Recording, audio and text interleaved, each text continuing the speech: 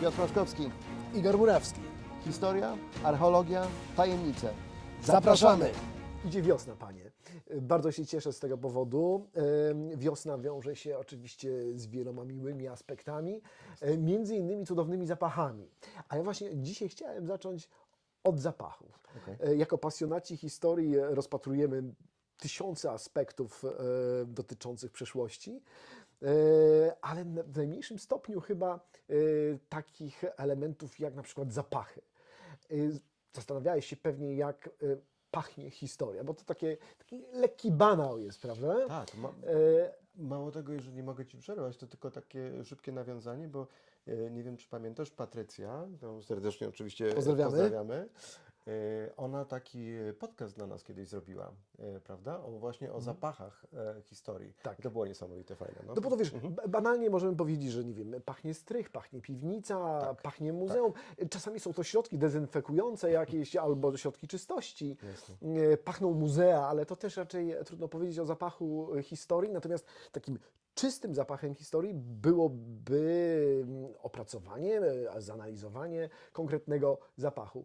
I tak też zrobili naukowcy z Muzeum Archeologicznego w Kairze, a rzecz dotyczy zapachu mumii. I to jest niezwykłe, bowiem do tej pory być może, właściwie na pewno były prowadzone badania dotyczące olejków, składów chemicznych i tak dalej.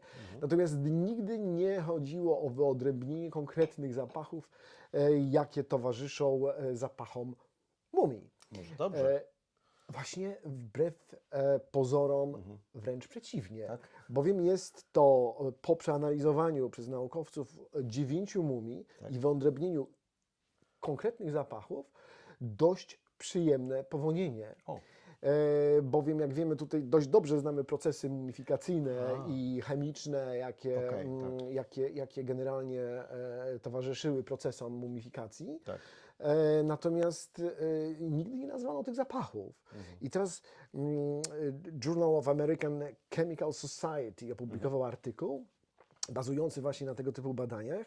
I cóż, wyodrębniono ileś konkretnych zapachów i na przykład, tutaj muszę się posilić i przeczytać, nuty drzewne, korzenne, ziołowe, lekko mniejszym stopniu nuty dymu, pleśni, kwiatu i kurzu. Te olejki balsamiczne, tak? Tak. Mhm. I to też daje nam, bo też jakby badania polegały na analizie chemicznej i wykorzystaniu konkretnych elementów, materiałów, surowców ku temu, co daje nam też i poszerza właściwie wiedzę dotyczącą wymiany handlowej, choćby nawet. Fajne. Także to jest dość ciekawe, niesamowite. Co więcej, uznano również, że zapach konkretny mumii świadczy o jej stanie zachowania również, bo im bardziej jest kosmetyczny, bo tak wręcz się wyrażają naukowcy o tym, że to są zapachy przyjemne.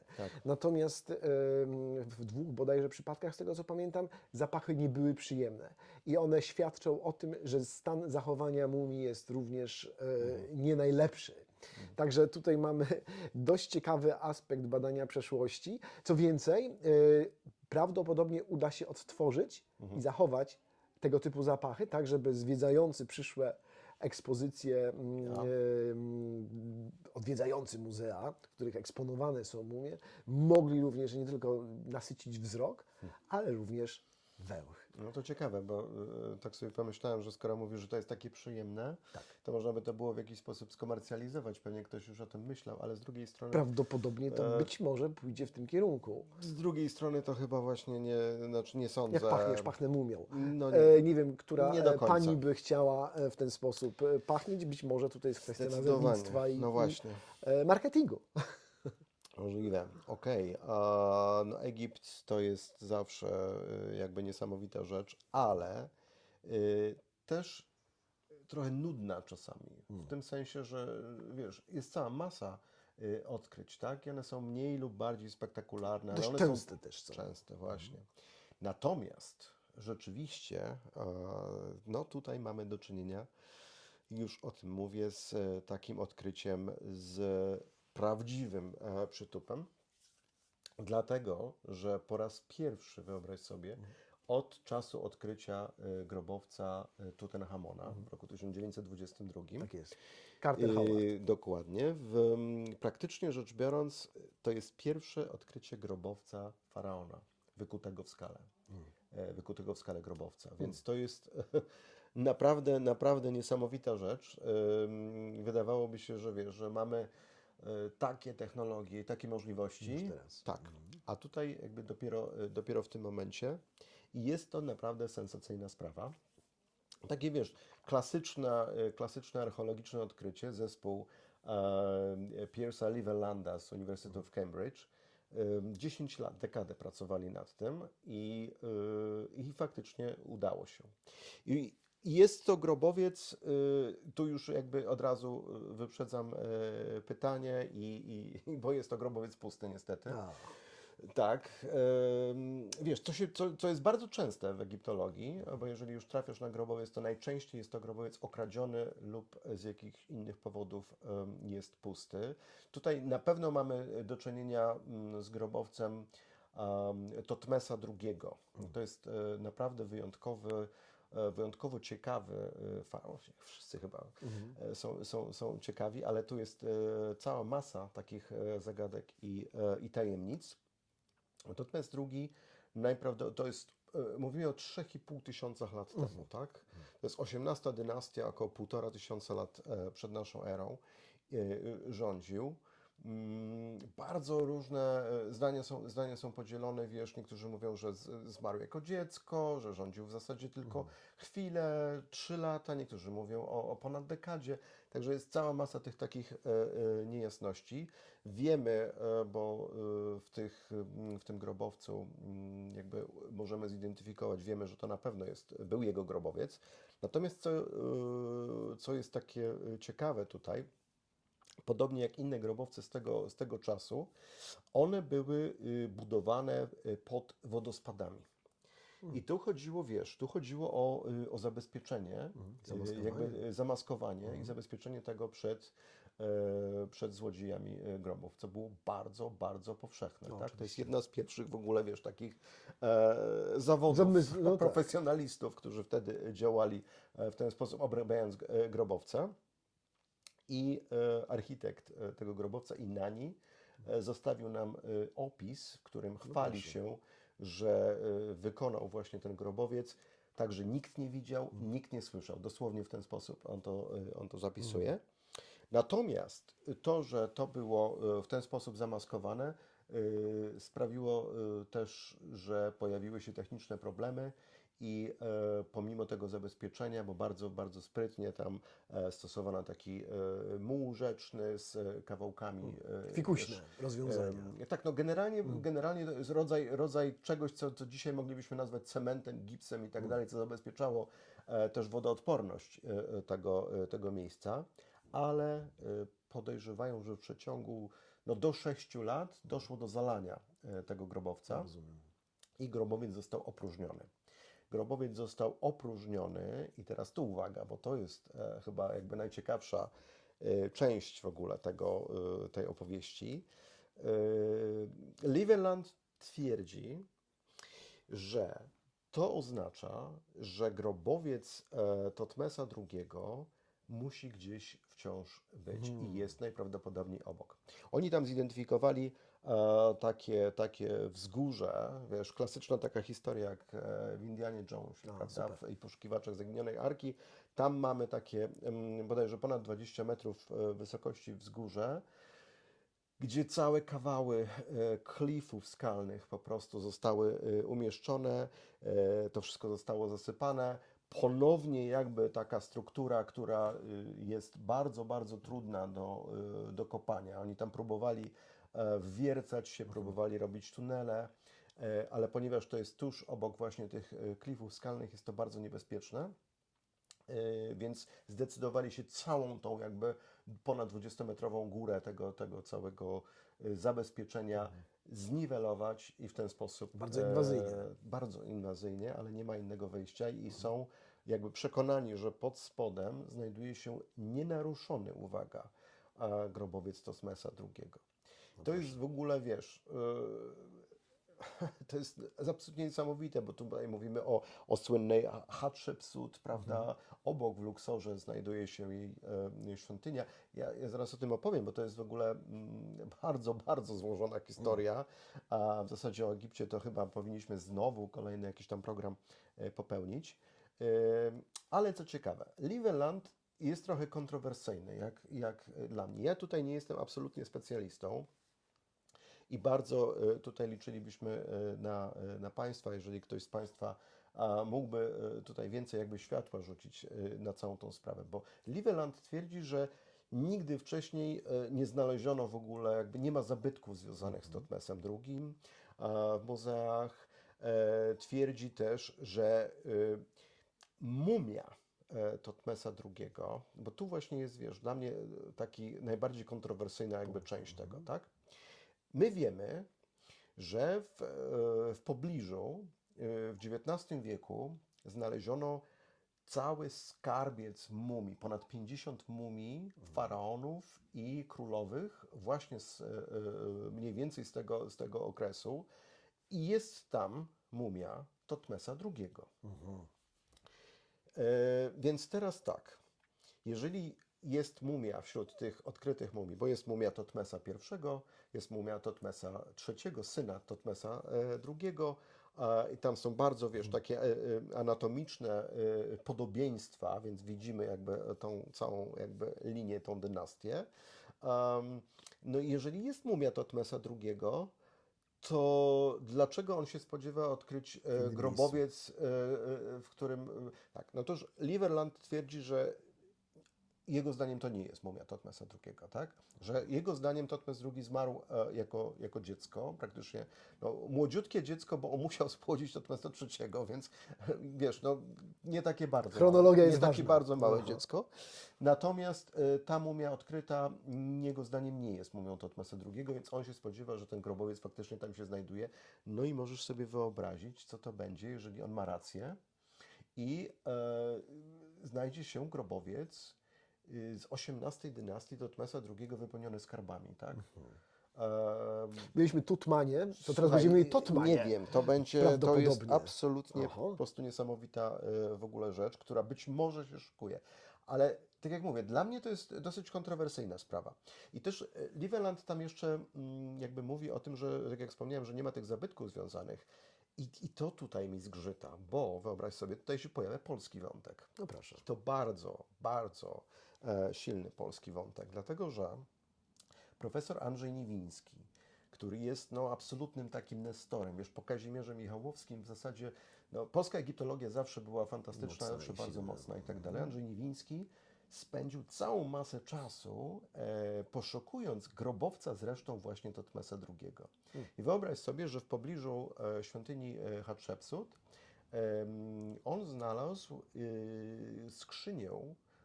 Początkowo w ogóle, wiesz, ona była zamaskowana, jakby ona była wśród kamieni, wydawało się po prostu kolejnym kamieniem, okazała się kamienną skrzyneczką. Wewnątrz były kości gęsi, były inne rzeczy, a wewnątrz jeszcze było małe drewniane pudełeczko z kartuszem, czyli z imieniem wypisanym hieroglifami Totmesa II. I to profesor Niwiński uważał, że jest absolutnym śladem i dowodem na to, że w pobliżu znajduje się grobowiec właśnie Totmesa II. To jest taki w ogóle, wiesz, bardzo ciekawe miejsce, bardzo trudne w ogóle do eksploracji, takie naprawdę trochę faktycznie z Indiana Jonesa, bo na ścianie skalnej ta polska ekipa musiała pracować, na klifie dosłownie. Liveland jakby o tym nie wspomina, wiesz, nie wspomina o tym odkryciu. To mnie zastanawia. Ciekawe, dlaczego? Ciekawe dlaczego. I ciekawi mnie ta, wiesz, ta lokalizacja tych dwóch rzeczy, więc tutaj super by było, gdybyśmy mogli porozmawiać, może się uda z profesorem Niwińskim, bo ja jestem bardzo ciekawy, wiesz, jego zdania na temat tego, co się stało i czy faktycznie można liczyć na takie odkrycie, bo profesor Niwiński szukał tego grobowca jednak w zupełnie innym miejscu. To wciąż jest Luxor, ale to nie jest dokładnie, to jest inna lokalizacja. Więc tutaj polski wątek, bo byliśmy o krok krok malutki od faktycznej, no po prostu sensacji. Wyobraź sobie, gdyby to polscy archeolodzy, tak, odkryli taki nienaruszony grobowiec, to po prostu jest kosmos. Więc na pewno warto to śledzić i będziemy to Na śledzić. pewno. Ja tutaj wtrącę tylko i przepraszam Cię od razu, bo znowu zacznę jakby smęcić o Celtach. O, Ale, to twój ulubiony tak. temat, także wybaczam absolutnie. Mam tutaj nadzieję, że wiesz, Państwo również. I tutaj jakby trochę mojej mitomanii po prostu pozwolę sobie jakby porządzić, bo ja naprawdę też ja rozumiem, co to znaczy być o krok od takiego przełomowego, wielkiego odkrycia. Ja byłem o kroczek malutki od takiego odkrycia w Wielkiej Brytanii, zafascynowany Celtami. Pracowałem nad projektem, który miał odnaleźć, moim zdaniem, znajdujące się skarby celtyckie, takie torkesy, obręcze, które naszyjniki dosłownie celtyckie, najczęściej złote, które celtycka arystokracja nosiła. We wschodniej Anglii, słuchaj, jest miejscowość Snettisham. Ja może kiedyś bardziej szczegółowo o tym opowiem, tylko tak zaznaczę, że w roku 1948 podczas orki na polu, wiesz, traktorzysta wyorał właśnie coś takiego, co w ogóle rzucił gdzieś tam, wiesz, na kraj pola. Jeżeli dobrze pamiętam, to powiesił chyba, wiesz, na płocie i ktoś zauważył, bo to błoto w końcu tam odpadło, bo ten farmer uważał, że to jest część najprawdopodobniej jakiegoś starego łóżka, coś tam wiesz, z mosiądzu, a ktoś interesujący się historią, co na prowincji angielskiej jest bardzo częste. Tu mówimy o wschodniej Anglii, nomen omen. I on się domyślił, zobaczył, że to jest niesamowity zabytek. I okazało się, słuchaj, od 1948 roku do, zdaje się, połowy lat 70., co jakiś czas podczas orki na tym polu wychodziły właśnie torkesy. To jest zupełnie niesamowita sprawa. Ja pokażę ilustrację. Nie wiem, czy jak byłeś w British Museum, czy pamiętasz, ale po prostu to jest przepiękna rzecz i no, taki Celt musiał się czuć Celtem w momencie, kiedy taki torkes miał na szyi. I ja byłem przekonany, że wiesz, to jest jakby logiczne, tak? Że wychodzą te rzeczy po orce. Celtowie, mamy do czynienia z depozytem najprawdopodobniej ofiarnym jakiegoś rodzaju i tych torkesów musi być tam więcej. I byłem w ogóle zaskoczony, że od tej połowy lat 70., powiedzmy, do końcówki lat 80., kiedy ja się tematem zainteresowałem, że nikt jakby tego nie próbował zrobić, więc przygotowałem sobie, wiesz, wszystko miałem jakby ustalone, miałem zgody i miałem ruszyć, to była druga połowa roku 1990. Bardzo, bardzo, bardzo pilne sprawy rodzinne mnie zatrzymały. Przełożyłem to na późną jesień, zdaje się, że pod koniec sierpnia właśnie detektorysta brytyjski miał dokładnie ten sam pomysł i pojechał na to pole i jak to mówią, reszta jest historią. Dzisiaj w British Museum są te torkesy wystawione.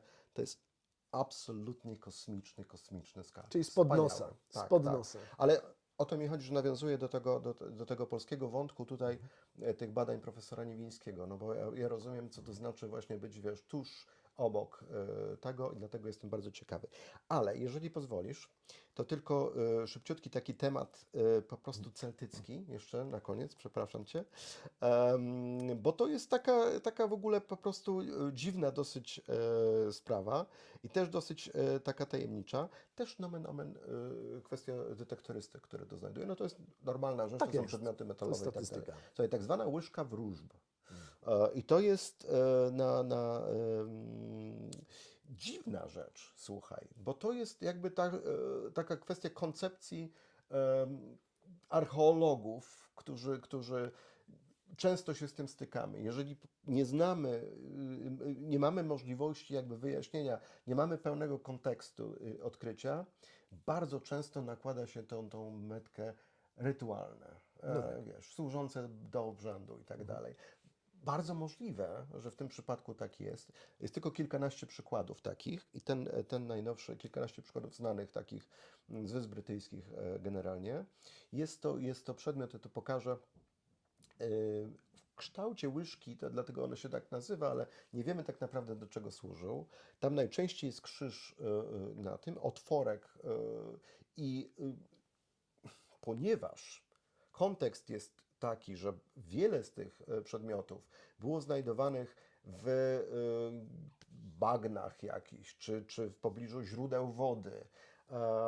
Mówimy o Celtach i to przedmioty zakopane, więc tutaj wysnuto właśnie znowu tą teorię, że tutaj musiało Rytualności. być do rytuału. Tu ktoś nawet ukuł coś takiego, że prawdopodobnie jakaś gęsta ciecz, czy może być krew, bo to wiesz, z Celtami różnie bywało, była wprowadzana przez ten otworek na tą właśnie łyżkę, nazwijmy to, i w zależności od tego, gdzie ta ciecz się znalazła, na którym z tych części tego krzyża, no jakieś może wróżby, czy jakieś, wiesz, przepowiednie i tak dalej. Ale to jest zupełnie jakby totalnie Hipotetycznie, całkowicie hipotetyczna sprawa.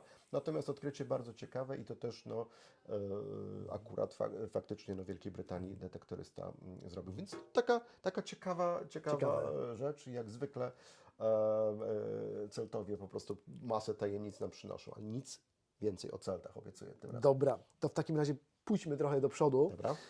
Przełammy tutaj ten mocno antyczny odcinek. I może na zakończenie ja opowiem o takiej jednej sprawie ciekawej, bowiem na początku tego roku u wybrzeży Norwegii podczas zupełnie przypadkowego rejsu badawczego, rejsu, który miał na celu mapowanie dna morza, absolutnie standardowa procedura, załodze udało się odnaleźć ślad sonarowy niemieckiego samolotu. Niemieckiego samolotu, oczywiście to się okazało po tym, jak wysłano na dno, żeby zweryfikować ten sygnał sonarowy rowa. Okay. ROW zrobił zdjęcia. Czyli podwodny robot zidentyfikował to jako Podwodny, samolot, tak. Ale to jest samolot z czasów, rozumiem? Z czasem z II wojny światowej okay. oczywiście, tak, bo tutaj, tak jak powiedziałem, odkrycie jest zupełnie przypadkowe, rejs miał zupełnie co innego na celu. Znalezienie pewnie śladów przerwanego kabla. Tu Może. jest akurat wybrzeże Norwegii, Okay. więc nie Bałtyk niestety. Okay. Natomiast rzeczywiście, tak jak mówisz, ten bezprzewodowy, czy przewodowy właściwie, robot podwodny zszedł pod wodę, wykonał zdjęcia. No i oczywiście tym ludziom, wybitnym specjalistom w swojej dziedzinie, ale nie specjalistom od lotnictwa, Tak. no ukazał się rzeczywiście kształt, który dla nich był samolotem. Oczywiście zrobiła się lekka sensacja, zostali poinformowani archeolodzy i instytucje muzealne różnego typu, żeby zweryfikować generalnie, co to za szczątki samolotu są.